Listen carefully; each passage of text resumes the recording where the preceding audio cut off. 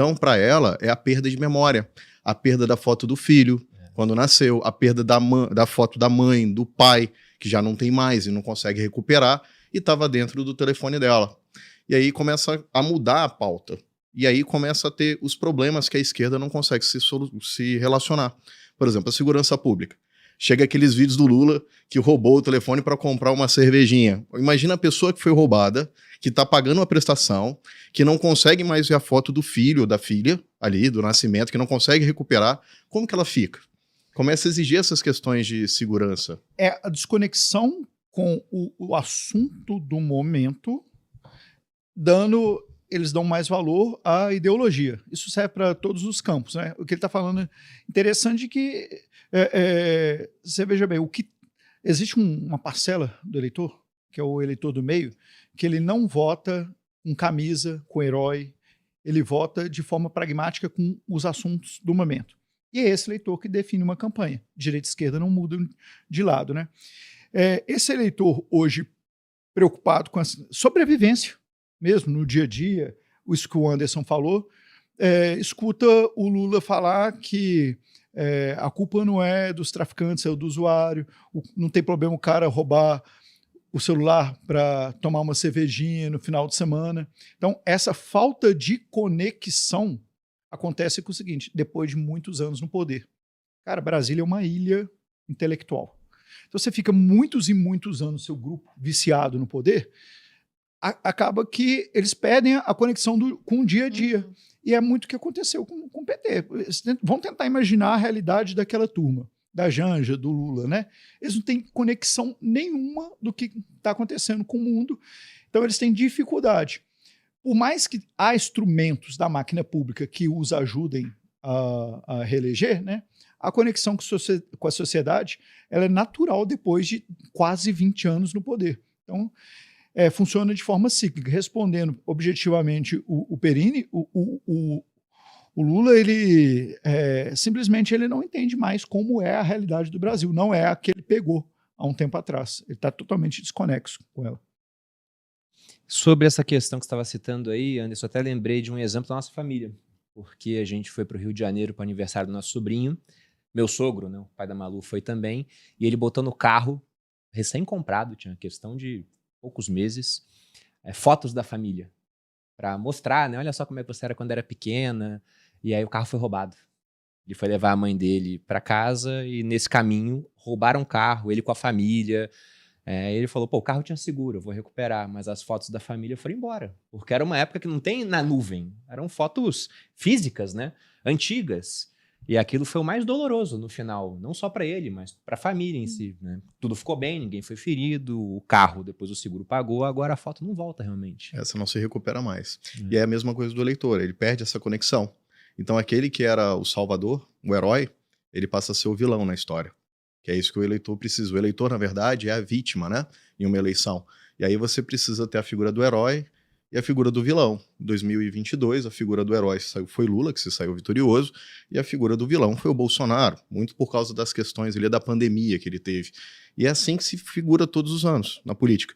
Basta pegar 1989, que foi a questão dos Marajás com Collor, que estava com 7% e acabou ascendendo também, ganhando. E hoje a figura dos Marajás são os altos salários no funcionalismo público, que foi a mesma coisa da época.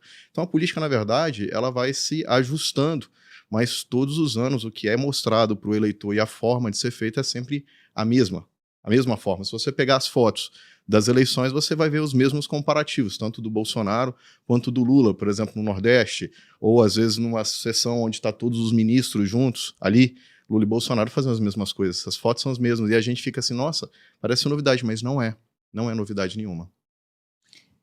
Eu tenho um pouco de dificuldade ainda de achar que o público, o eleitorado do Lula tá tão defasado assim, porque o contato que eu tenho com as pessoas que votam no Lula são as pessoas que ainda votam no Lula, entendeu? Elas votaram e continuam votando. Mas isso deve ser o que o Roberto tinha falado, né? Você tem o pessoal que não vai mudar de voto, tanto na esquerda quanto na direita, e aí o pessoal desses espectros políticos briga pelo voto desse cara de centro, que não é ideológico, é mais pragmático. Ele fala, pô, segurança pública tá ruim, quem vai melhorar minha vida nisso?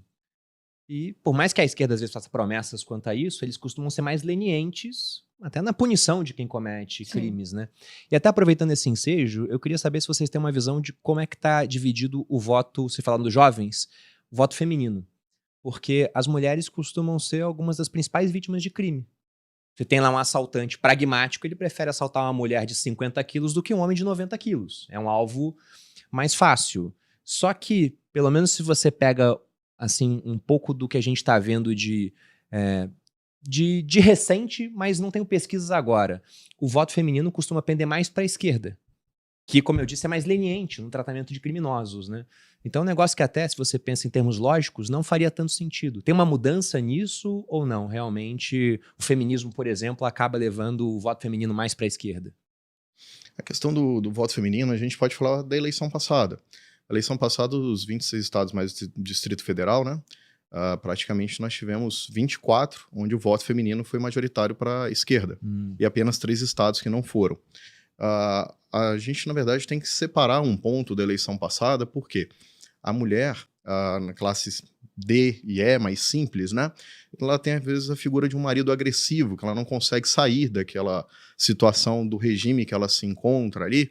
E a figura do Bolsonaro, naqueles cortes que chegavam no WhatsApp, era uma figura muito bruta. Exato, representava a figura do marido dela. E aí ela fala, cara, como é que eu vou botar uma pessoa dessa?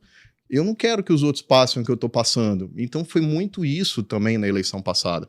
Então a gente tem que fazer essa separação de como foi. Agora, na propaganda eleitoral é a perfeição dos candidatos. Mas os cortes que chegam de fato para o pessoal da classe D e E é muito grande. E é uma área muito sensível eleitoralmente falando. Então, por isso que o voto majoritário feminino na eleição passada tendeu ao PT. Mesmo independente da questão do apoio aos criminosos, que o PT tem esse costume, mas a mulher se enxergava dentro de casa. Cara, como que outra mulher vai passar por isso? Então eu vou tentar votar por um candidato que eu consigo me identificar, que é mais tranquilo, mais pacífico, né? Que hoje o Lula já não tá mais assim, quando você pega os cortes atuais, e o Bolsonaro era aquela pessoa mais bruta, principalmente naqueles momentos do cercadinho. Não vou dar entrevista, não vou falar com você, a forma como ele tratava, né? E os cortes, por exemplo, como teve também da época dele da Câmara, que isso na eleição acaba sendo bombardeado o tempo inteiro, como foi a questão se não me engano, com a Maria do Rosário. Foi uma situação que ele tirou, que não foi, talvez, de fato, o que ele queria falar, mas na eleição você não tem uma dupla justificativa para o eleitor. E aí acabou a mulher tendendo mais à esquerda por essa situação de proteção, de protecionismo.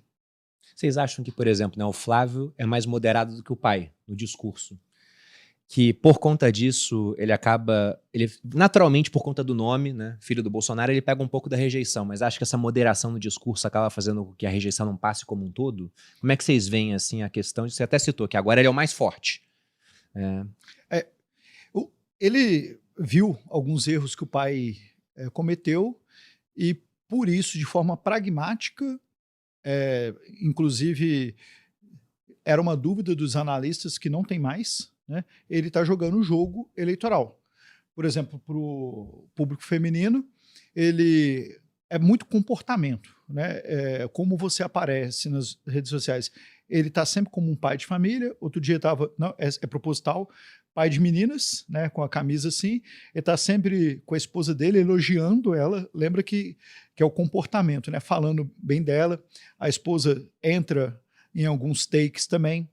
Eles estão buscando incansavelmente uma boa candidata e competitiva para vice. Tem essa possibilidade também. Fazendo pautas assim, relacionadas à mulher, ele está jogando o jogo com as mulheres. Não só com as mulheres também. Um dos primeiros podcasts dele, ele já chegou falando, eu sou o Bolsonaro vacinado. Eu sou o único que vacinei. Então ele já quer mostrar uma diferenciação para o eleitor do meio, que não compra um lado nem o outro. E também o pragmatismo no jogo de palanques. Neste momento, 6 meses antes da campanha, o Jair Bolsonaro tinha 10 palanques firmados.